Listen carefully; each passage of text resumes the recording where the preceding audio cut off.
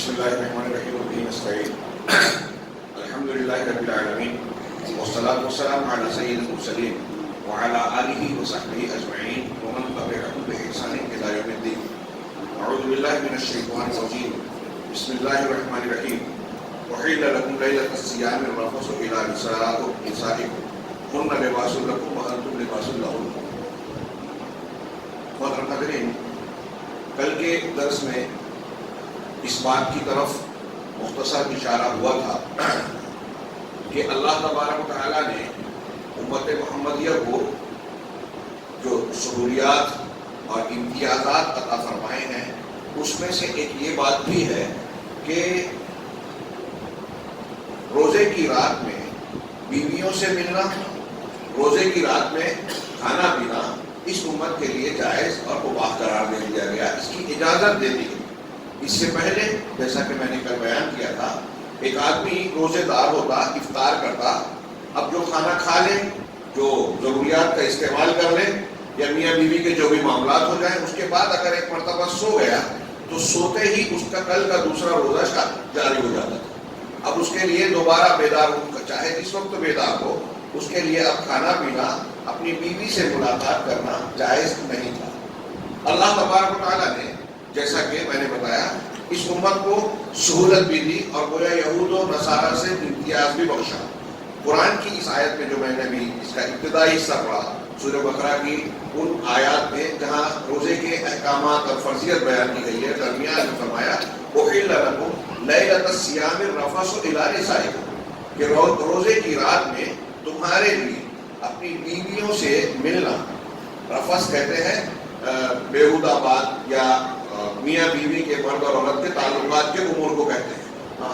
تو اللہ تبارک و تعالیٰ نے کہا کہ یہ رفث یعنی میاں بیوی کا ملنا، وظیفہ زوجیت ادا کرنا، یہ روزے کی رات میں حلال کر دیا گیا ہے۔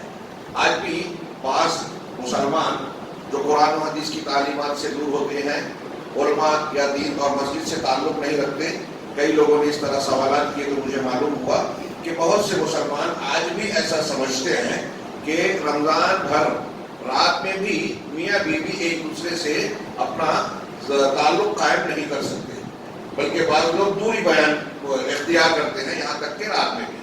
روزہ دین کے لیے یہ چیز ممنوع ہے، لیکن یہ قرآن کی صاف آیت ہے کہ روزے کی رات میں تمہارا بیویوں سے ملنا حلال کر دیا گیا ہے۔ اللہ نے آگے فرمایا ہن لباس لکم وانتم لباس لہن، وہ تمہارا لباس، وہ تمہارا لباس ہے اور تم ان کا لباس ہو۔ یہاں ایک استعارہ اللہ تعالیٰ نے استعمال فرمایا، میاں بیوی کو ایک دوسرے کا لباس کہا۔ لباس کا کیا کام ہوتا ہے؟ ہم کیوں کپڑا پہنتے ہیں؟ لباس، پوشاک۔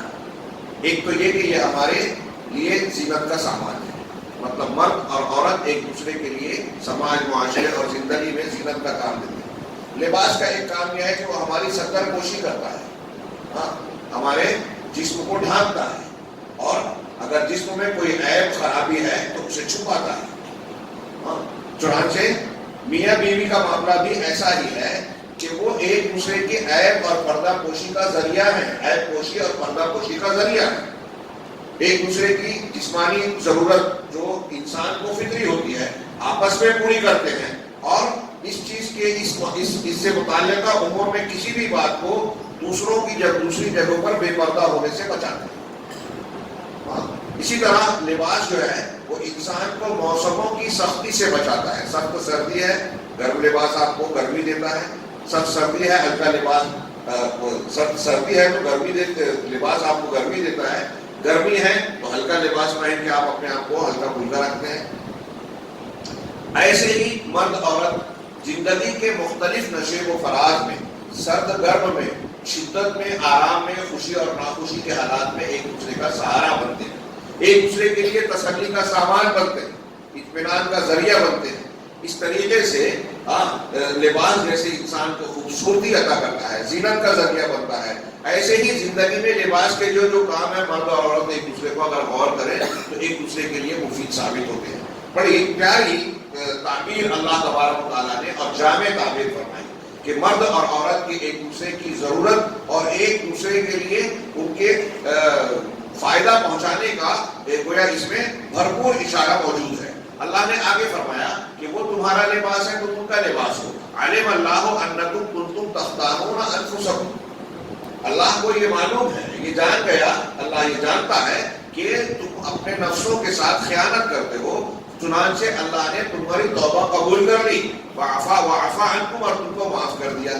جیسا کہ کل میں نے اشارہ کیا تھا کہ شروع میں جب یہ پابندی تھی کہ میاں بیوی رات میں نہیں مل سکتے روزے میں رمضان میں، تو اس کے باوجود یہ پابندی سخت تھی. بعض مسلمانوں سے بھی اس پابندی کی رعایت نہیں ہو سکی، کچھ لوگوں سے خیانت ہو گئی، وہ اس طرح کے رات میں بیدار ہوئے تو اپنی بیوی سے ملاقات کر لی اور اس کے بعد شرمندہ بھی ہوئے. نبی کریم صلی اللہ علیہ وسلم سے آ کر اس کا ذکر بھی کیا کہ ہم سے یہ غلطی ہو گئی ہے، روزے کی رات میں ایسا ہو گیا ہے. اللہ تبارک و تعالیٰ نے رخصت دی اور سہولت دے کر فرمایا کہ اللہ کو یہ بات معلوم ہے، جانتا ہے کہ تم سے خیانت سرزد ہو گئی اپنے نفسوں کے ساتھ، لیکن تمہاری توبہ کو قبول کر لیا، تم نے توبہ کی، اللہ نے قبول کر لیا اور تم کو معاف کر دیا. فالآن باشروہن، اب تم ان کے ساتھ مباشرت کرو. مباشرت چمڑی کے چمڑی سے ملنے کو بھی کہتے ہیں. یہاں مراد یہ ہے میاں بیوی کا ایک دوسرے سے جسمانی ضرورت پوری کرنا، جماع وفاق جو بھی کہا جائے. ہاں، اب ان سے مباشرت کرو. وابتغوا ما كتب اللہ لکم، اور اللہ نے تمہارے لیے جو لکھا ہے اس کو تلاش کرو. دیکھیے ان آیتوں کو بیان کرنے کے بعد ایک چیز تو یہ پتہ چلی کہ مسئلے مسائل کو بیان کرنے میں اس قسم کی باتوں میں شرم و حیا حائل نہیں ہونا چاہیے.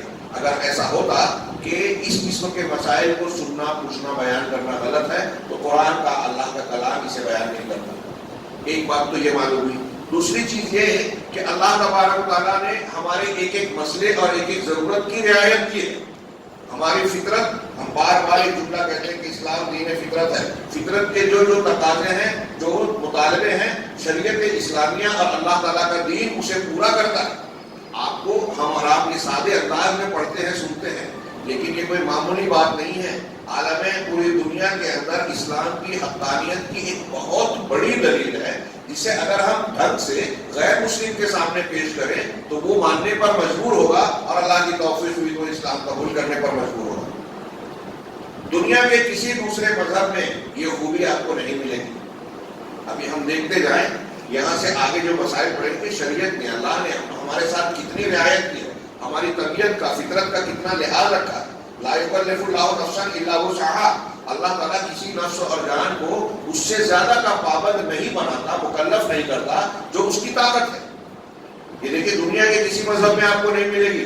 آپ جین مذہب کی پابندیاں دیکھیے، وہاں کا روزہ، وہاں کی عبادت، وہاں لوگوں کو تیاگ دینے کا کی تعلیم. ہندو دھرم میں جو سنیاس ہے، عیسائیت میں جو رہبانیت ہے، یہودیت میں جو شدت ہے، آپ کہیں بھی دیکھیں فطرت کی رعایت آپ کو نظر نہیں آئے. اگر آپ غور کریں اپنے ارد گرد میں دیکھیں کہ پوجا پاٹ کرنے والے کس طریقے سے منت نظر مان لیتے ہیں. میں نے ایک دن دیکھا کہ ایک آدمی جو ہے سڑک پر وہ لیٹتا ہوا گول گول گھومتا ہوا جا رہا ہے، اس کے پیچھے پیچھے کچھ لوگ چل رہے ہیں. میں نے پوچھا یہ کیا ہے، تو بتایا کہ یہ انہوں نے ایسی نظر مانی تھی کہ اگر فلاں کام ان کا ہو گیا تو فلاں مندر تک یہ زمین پر لوٹ کر جائیں گے اور وہی پوری کر رہے ہیں. ہمارے یہاں بھی کچھ اس قسم کا مزاج جب پیدا ہوا تو اللہ کے رسول صلی اللہ علیہ وسلم نے منع کیا. انشاءاللہ آئندہ دروس میں ایک دو روایتیں اس قسم کی آنے والی ہیں، وہاں یہ بات ہوگی. آپ دیکھیں کہ یہاں اللہ تبارک و تعالیٰ نے جو سہولت دیا، اور اگلے دروس میں مسافر کے ساتھ، مریض کے ساتھ، حاملہ عورت کے ساتھ، دودھ پلانے والی خاتون اور دوسرے ایسے کئی عذر ہے. ہاں، ہمارے لیے نماز پڑھنا فرض ہے. اگر آپ کھڑے ہو کر نہیں پڑھ سکتے، بیٹھ کر پڑھ سکتے ہیں. بیٹھ کر بھی نہیں پڑھ سکتے، اشارے سے پڑھ سکتے ہیں. وضو اور طہارت ضروری ہے. اگر پانی نہیں ہے تو تیمم کر سکتے ہیں. تیمم کے لیے مٹی نہیں ہے، مٹی ہر جگہ ملتی ہے، کہ برفیلے علاقے میں اور دوسرے جگہوں میں مٹی نہیں ہے تو گرد و غبار سے کر سکتے ہیں. لباس سے ستر پوشی ضروری ہے. اگر نہیں ہے تو صرف آپ اپنی شرمگاہوں کو ڈھانپ لیے، وہ بھی نہیں ہے تو ویسے ہی نماز پڑھیں. اللہ تبارک و تعالیٰ کی شریعت اتنی ہی چیز کا آپ کو مکلف کرتی ہے جتنی طاقت ہے، اور ہماری طاقت اور ہمارے حالات کی رعایت کر کے ہم کو سہولیات دیتی ہے. روزہ آپ دیکھیے کہ ابھی ہم آگے بڑھیں گے کہ عام حالات میں فرض ہے، کچھ مخصوص حالات میں اس کی رخصت مل جا رہی ہے، مسافرت کی حالت میں اور دوسرے حالات میں. اب یہاں ہم یہ مسئلہ پڑھ رہے ہیں کہ اللہ تبارک و تعالیٰ نے لوگوں کی فطرت اور طبیعت کا، مزاج کا لحاظ کرتے ہوئے، اور عربوں میں اور زیادہ یہ چیزیں شدید ہوتی ہے، جنسی ضروریات، گرم علاقہ، گرم غذائیں، اور وہاں بلوغت بھی جلدی ہوتی ہے. تو یہ اپنی جسمانی ضرورت پر کنٹرول کرنا بہت مشکل کام تھا، وہ بھی پورے مہینے. چنانچہ اللہ تبارک و تعالیٰ نے یہ سہولت دی جو ہم نے اس آیت میں پڑھی. اب اس سہولت کے پس منظر میں کچھ اور بھی باتیں سوال پیدا ہوتے ہیں. اس کے فوراً بعد کل کا جو ہم نے درس دیکھا کھانا پینا بھی رات میں حلال کیا گیا. آیت کے اگلے حصے میں وَكُلُوا وَاشْرَبُوا حَتَّىٰ يَتَبَيَّنَ لَكُمُ الْخَيْطُ الْأَبْيَضُ مِنَ الْخَيْطِ الْأَسْوَدِ. تو میاں بیوی کے تعلقات اور کھانا پینا روزے کی رات میں حلال قرار دیا گیا. اور کب تک؟ آخری پہر تک، صبح صادق کے طلوع ہونے سے پہلے تک، جب نماز فجر کا وقت ہوتا ہے اس وقت تک رمضان کی رات میں کھانا پینا، میاں بیوی کا ملنا جائز قرار دیا گیا. ایک اب سوال یہ ہے کہ اس وقت تک جب ہم یہ امور انجام دے سکتے ہیں تو یہ ایک سوال اٹھتا ہے کہ میاں بیوی جب آخری وقت میں اگر بالفرض ملتے ہیں جو اللہ نے حلال کیا تو ناپاکی ہو جائے گی. اب ناپاکی ہو گئی اور اس کے فوراً بعد اذان ہو گئی فجر کی، مطلب صبح صادق طلوع ہو گئی، روزے کا وقت شروع ہو گیا، عبادت شروع ہو گئی. تو یہ سوال اٹھتا ہے کہ اب ناپاکی کی حالت میں اگر روزے کا وقت شروع ہو گیا تو کیا ہمارا روزہ اس سے متاثر ہوگا؟ اس سلسلے میں حضرت عائشہ صدیقہ، حضرت ام سلمہ ہماری مائیں ہیں، ازواج مطہرات ہیں، اللہ کے نبی صلی اللہ علیہ وسلم کی بیویاں، وہ بیان کر رہی ہیں. یہ میں پھر سے اس لیے ذکر کر رہا ہوں کہ ہماری مائیں ہیں رسول اللہ صلی اللہ علیہ وسلم، اور اللہ نے یہ باتیں بیان کی. مطلب اس میں شرم کی بات نہیں ہے، مسئلے مسائل میں سیکھنا سکھانا چاہیے. ہمارے یہاں بعض مرتبہ آج کل کے ماحول میں آپ غور کریں کہ اگر آپ اپنے گھر میں بچوں کو صحیح تعلیم کا انتظام نہیں کریں گے قرآن و حدیث کے روشنی میں، آپ انتظام نہیں کریں گے تو آج کا ماحول، ٹی وی چینل، گندی فلمیں، گندی کلپس اور نہ جانے کون کون سی چیزیں ہیں جو ہمارے بچوں کو غلط چیزیں سکھاتی ہیں، اور ایسی چیزیں سکھاتی ہے جو ان کے لیے اخلاقیات، جسمانی صحت کو بھی خراب تباہ کرنے کا باعث بنتی ہے، اور پھر بعد میں اور بھی بہت سارے مسائل پیدا کر کے دین سے بھی جو ہے انسان کو برگشتہ کرتی ہے. جو نوجوان جنسیات کا جنس زدہ ہو جاتا ہے، یہ عشق محبت اور لڑکا لڑکی کے چکر میں جس کا دماغ پر یہ پڑ گیا وہ تعلیم حاصل نہیں کر پاتا، وہ کارنامے انجام نہیں دے پاتا، وہ کوئی زندگی میں قابل ذکر کام اور کارنامہ انجام نہیں دے گا. یہ ایک بہت بڑا نشہ اور بہت بڑی برائی ہے جو انسان کے کردار کو، اس کی دماغ اور سوچ و فکر کو تباہ کر دیتی ہے. لہذا اس کو محفوظ رکھنے کے لیے جہاں اچھی تعلیم دینا، دین سے جوڑنا، نماز، شرافت، پاکیزگی کی تعلیم دینا اپنے بچوں کے لیے ضروری ہے، وہیں یہ بھی ضروری ہے کہ جنسی تعلق سے جو انسان کی فطری ضرورت ہے اس کے تعلق سے قرآن و حدیث کی صحیح تعلیمات کو بیان کرنا. ہمارے یہاں کچھ لوگ اتنے پاک باز بنتے ہیں کہ لفظ حیض، نفاس، منی، ان کا استعمال یا کوئی تذکرہ کرے تو اسے برا سمجھتے ہیں. سوچئے اگر اس کا ذکر کرنا برا ہوتا، مہذب اور دائرے میں ہونا چاہیے، میں یہ نہیں کہہ رہا ہوں کہ اس کو غلط انداز میں پیش کیا جائے، اگر یہ برا ہوتا تو قرآن جیسی اللہ کے کلام میں کیا اس کا ذکر ہوتا؟ یسألونک عن المحیض، وہ آپ سے حیض کے بارے میں سوال کرتے ہیں، محیض کے بارے میں سوال کرتے ہیں. یہاں ہم پڑھ رہے ہیں احل لکم لیلۃ الصیام الرفث الی نسائکم، اور بھی دوسری. خیر میں آگے بڑھتا ہوں. تو ام المومنین حضرت عائشہ صدیقہ اور حضرت ام سلمہ رضی اللہ تعالی عنہا، یہ دونوں امہات المومنین میں سے ہیں. یہ فرماتی ہیں کہ اخبر مروان نے اس بات کی اطلاع دی کہ ان عائشہ و ام سلمہ اخبرتا ہو، کہ حضرت عائشہ اور حضرت ام سلمہ دونوں نے انہیں بتایا، مروان کو یہ خبر دی. کیا خبر دی؟ ان رسول اللہ صلی اللہ علیہ وسلم کانا یدرکہ الفجر وهو جنب من اہلہ ثم یغتسل ویصوم. دیکھیے کیا انداز ہے ہماری ماؤں کا، شرافت اور اچھے مسئلہ بھی بیان کر دیا اور انداز بھی انتہائی اچھا اختیار کیا. چنانچہ وہ کہتے ہیں کہ رسول اللہ صلی اللہ علیہ وسلم کو فجر کا وقت ملتا تھا، کہنا یدرکہ الفجر، فجر آپ کو پا لیتی تھی، مطلب فجر کا وقت آپ کے پاس ہو جاتا تھا، اس حال میں کہ وہ جنوب من اہلہ، جبکہ وہ اپنی بیوی کی وجہ سے جنوبی ہوتے تھے. کیا مطلب؟ اپنی بعض ازواج سے ملاقات کر کے جو جمع اور بستری کی وجہ سے ناپاکی ہوتی ہے وہ ہو جاتے تھے آپ، یعنی آپ جنابت کی حالت میں ہوتے تھے بیوی سے ملاقات کی وجہ سے. کون بیان کر رہا ہے؟ امہات المومنین.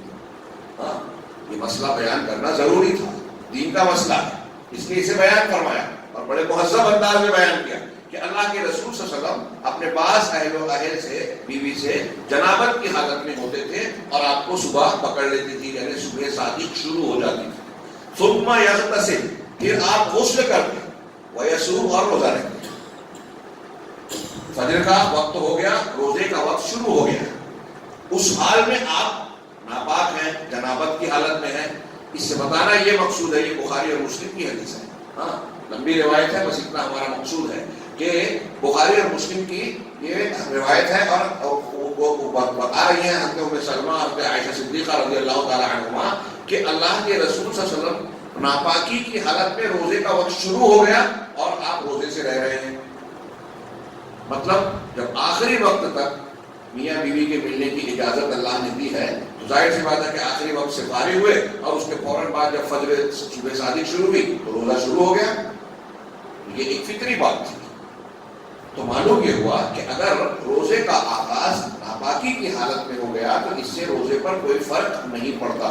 لیکن اس کا یہ مطلب بھی نہیں ہے کہ ہمارے یہاں لوگ جو ہے ناپاکی اختیار کرنے اور پھر ظہر تک سوئے رہیں اور غسل نہ کریں، فجر کو بھی چھوڑے رکھیں.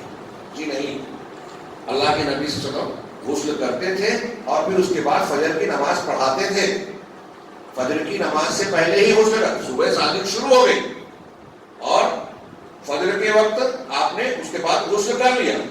اس لیے اہل علم نے کہا کہ کچھ لوگ ہمارے ہاں اگر مشترکہ فیملی رہتی ہے تو غسل کرنے کا بعض جگہ پرابلم ہوتا ہے. چھوٹے گھروں میں جو کمبائنڈ فیملی رہتی ہے تو ان کے یہاں کچھ دقتیں ہوتی ہیں، وہ غسل نہیں کرتے، انتظار کرتے ہیں. لیکن اس سلسلے میں دونوں طرف سے خامیاں ہیں. ہاں اگر کوئی میاں بیوی رمضان میں فجر کے وقت غسل کر رہے ہیں تو ہمارے یہاں مشترکہ خاندان میں لوگ شرماتے ہیں کہ لوگ کیا کہیں گے. ہاں کوئی کچھ کہنے کی ضرورت نہیں. اس سلسلے میں علم اور بیداری لانے کی ضرورت ہے کہ ایسے امور میں جو شریعت کے مطابق ہیں، دخل اندازی کرنا، تانا زنی کرنا، ایک دوسرے کو کچھ بولنا، یہ بالکل درست نہیں ہے. ساس بہو کے جھگڑوں میں یہ معاملہ بھی آتا ہے. ایک بہو بعض ایسی چیز جو دینی ہے، وہ ہے دینی اور مذہبی ہے، اس پر عمل کرنے میں شرماتی ہے. میں نے سنا بعض ہمارے یہاں خواتین نے بتایا کہ بعض مرتبہ ایسا ہوتا ہے کہ وہ ناپاکی کی عادت ہوتی ہے لیکن گھر میں کوئی کچھ بولے نہیں، اس لیے مصلی بچھا کر دکھاوا کرتی ہیں کہ نماز پڑھ رہی ہے. یہ کیا بات ہوئی؟ ان کو اس بات کی مجبوری ہے کہ جو خاتون اس کو تانا دے رہی ہے، کیا اس کو یہ معاملہ پیش نہیں آتا؟ اس کو بھی تو آتا ہے. تو یہ ہمارے گھروں میں جہالت، لاعلمی، دین سے دوری کا اثر ہے. اس سلسلے میں بیداری بھی لانا چاہیے. بلا وجہ ہماری بعض بچیاں جو ہیں یہ دکھ جھیلتی ہیں، پریشانی اٹھاتی ہیں کہ ہم یہ نہیں کریں گے تو یہ بولا جائے گا. اس عورتوں کے بہت سے مسائل کا تعلق اسی سے ہے. کسی کو 2 سال شادی کے 2 سال بعد 4 سال بعد اگر بچے کی ولادت نہیں ہوئی تو محلے پڑوس کی عورتیں اس طرح سے اس سے سوالات کرتی ہیں کہ وہ پریشان ہو جاتی ہے، سوچتی ہے کہ یہاں سے کہیں اور منتقل ہو. کیا جہالت ہے. اگر ایمان ہوگا تو ہم یہ مانیں گے کہ کسی کے اولاد کا ہونا نہ ہونا یہ اللہ کے ہاتھ میں ہے، میاں بیوی کے ہاتھ میں نہیں ہے. کبھی کبھی سب کچھ ٹھیک ٹھاک ہے تو بھی مسئلہ ہوتا ہے، اور اگر کوئی عارضہ، کوئی کمی ہے بھی تو کیا اس میں اس مرد یا اس خاتون کا قصور ہے؟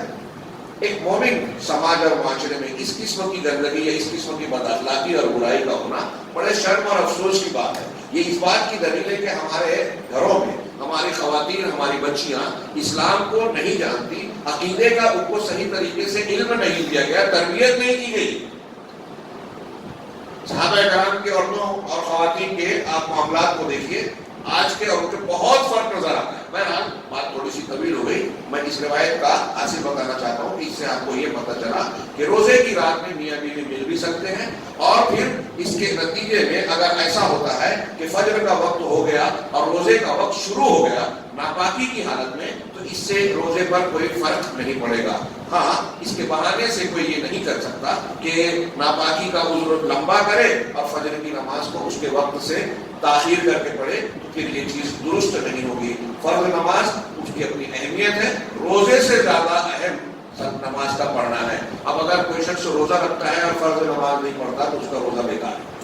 اللہ تبارک و تعالیٰ سے دعا ہے کہ وہ ہمیں دین کو صحیح طریقے سے سمجھنے اور اس پر عمل کرنے کی توفیق دے. بات